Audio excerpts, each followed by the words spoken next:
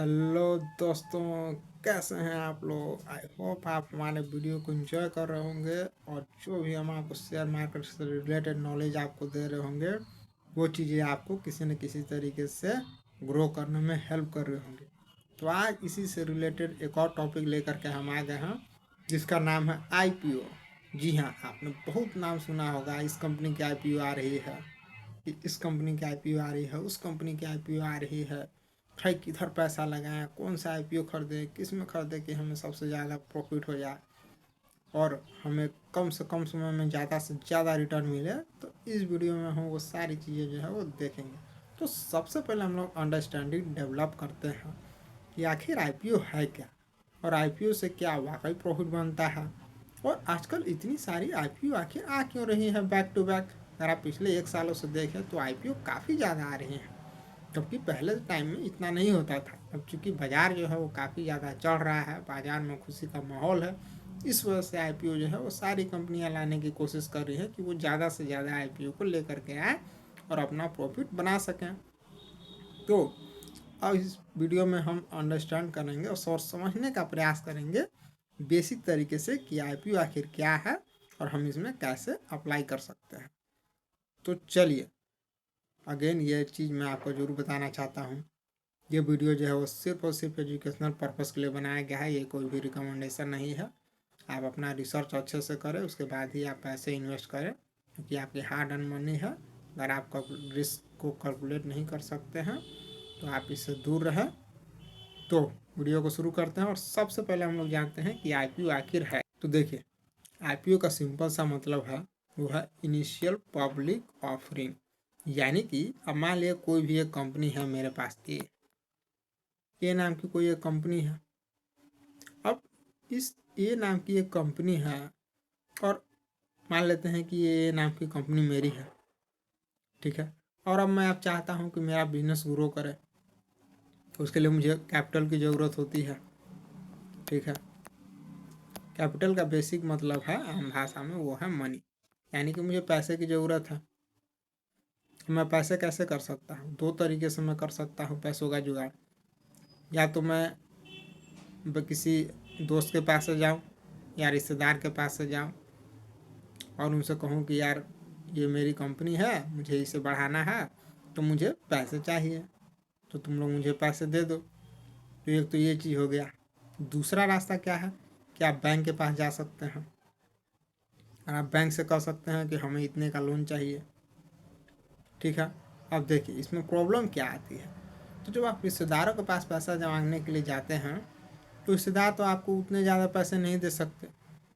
मान लीजिए अगर मुझे 10 करोड़ रुपए की अगर मुझे ज़रूरत है अपने बिजनेस को ग्रो करने, तो कोई रिश्तेदार तो आपको 10 करोड़ रुपए दे नहीं पाएंगे, इतने तो पैसे होते नहीं हैं उनके पास भी।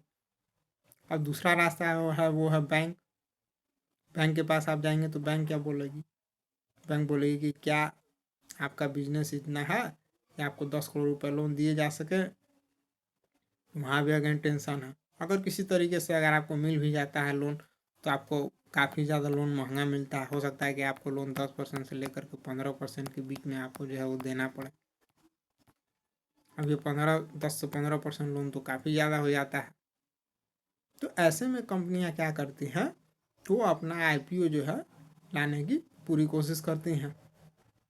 तो जैसे मेरी कंपनी है ए, और मुझे पैसे चाहिए, बैंक वाले ज़्यादा लोन महंगा दे रहे हैं, रिश्तेदार इतना दे नहीं सकते हैं, तो मैं गया और मैंने बैंक से कहा ठीक है कि ठीक है आप जो है आईपीओ के लिए मुझे अप्लाई कर दीजिए। और बैंक से जो हमने बात की, फिर हमने सेबी में रजिस्टर किया।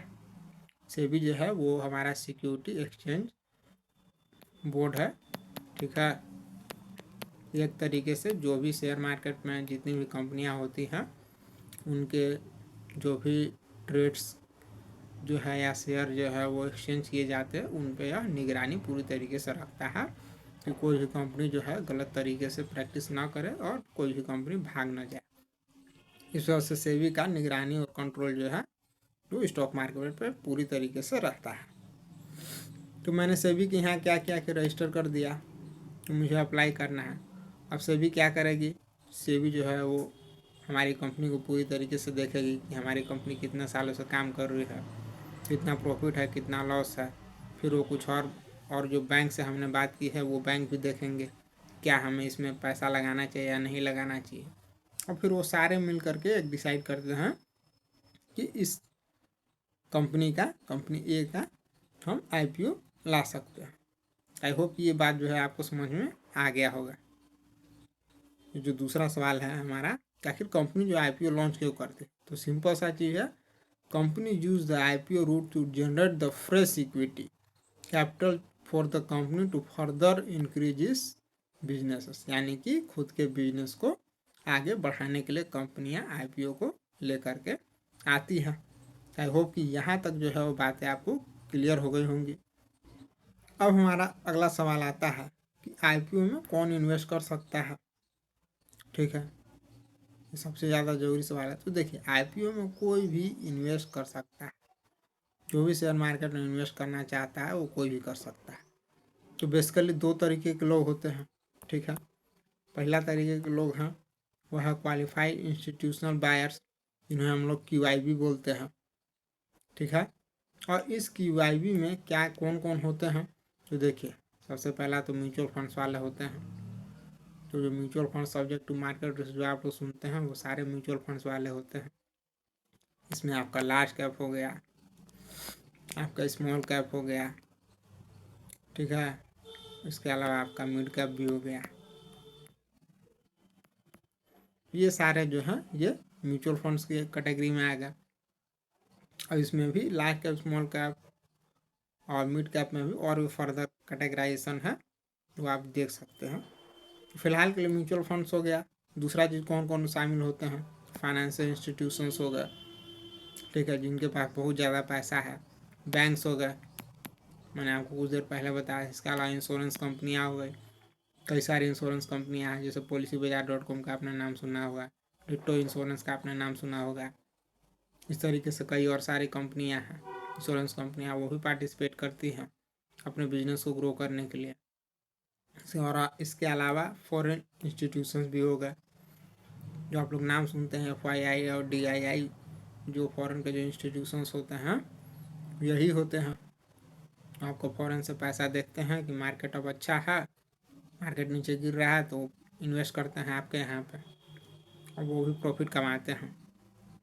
तो ये सारे लोग जो है वो IPO में इन्वेस्ट कर सकते हैं।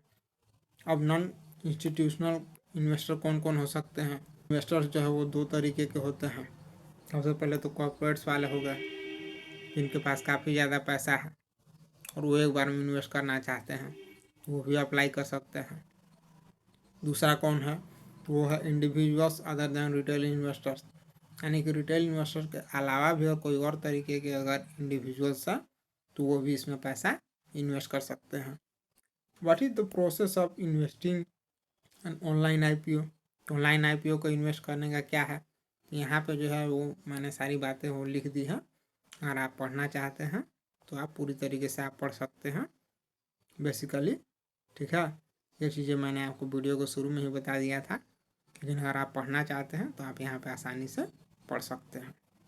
अब सबसे ज़्यादा ज़रूरी सवाल है कि जो भी हम IPO में इन्वेस्ट करना चाहते हैं या ट्रेड करना चाहते हैं तो हमें उसके लिए क्या क्या चीज़ों की ज़रूरत होती है। तो उसके लिए हमें 3 चीज़ों की ज़रूरत होती है। तो सबसे पहले हमारा पास डीमैट अकाउंट की ज़रूरत होती है। ठीक है, अब ये डीमैट अकाउंट क्यों ज़रूरी होती है, क्योंकि यहीं पे जो है आपका शेयर जो है वो स्टोर किया जाता है इलेक्ट्रॉनिक फॉर्म के रूप में, मतलब ऑनलाइन फॉर्म के रूप में। इसके लिए हमें डीमैट अकाउंट की ज़रूरत होती है कि जितने भी शेयर्स आप खरीदते हैं या आप ट्रेड करते हैं, बाई करते हैं, सेल करते हैं, उसके लिए डीमैट अकाउंट का होना ज़रूरी है। दूसरी चीज़ आती है वो है बैंक अकाउंट। ठीक है, बैंक अकाउंट जो है वो आपके फंड का जो भी ट्रांजेक्शन्स होते हैं शेयर मार्केट से रिलेटेड उनके लिए ज़रूरी है। कोई भी अगर आप शेयर खरीदना चाहते हैं तो बैंक अकाउंट का लिंक होना ज़रूरी है, या फिर आप सेल करना चाहते हैं तब भी ज़रूरत है। हाँ, वो है ट्रेडिंग अकाउंट। ठीक है, ट्रेडिंग अकाउंट की क्यों ज़रूरत है, किसी भी जो भी आपको सेल जो है, जो भी आपको शेयर जो है वो सेल करना है या बाई करना है, उसके लिए आपको ट्रेडिंग अकाउंट की ज़रूरत होती है। कौन कौन से ट्रेडिंग अकाउंट्स होते हैं, तो वो है पहला ग्रो है, अप स्टॉक्स है, जीरोधा है, इसके अलावा एंजल वन है। ठीक है, एंजल वन है, इसके अलावा और भी कई सारे हैं प्लेटफॉर्म, ये ऑनलाइन प्लेटफॉर्म है जो कि आपको ट्रेडिंग अकाउंट जो है आपको प्रोवाइड कराते हैं और आप वहाँ से आप अकाउंट से आप शेयर या स्टॉक को आप आसानी से ट्रेड। तो आई होप कि इस वीडियो में दी गई जानकारी जो है आपके यूज़फुल आई होगी। अगले वीडियो में हम देखेंगे कुछ कंपनियों के बारे में कि कैसे कैसे IPO है और कितना कितना पैसा लगता है, और फिर उसके अनुसार हम समझेंगे। तो मिलते हैं अगले वीडियो में, तब तक के लिए टेक केयर।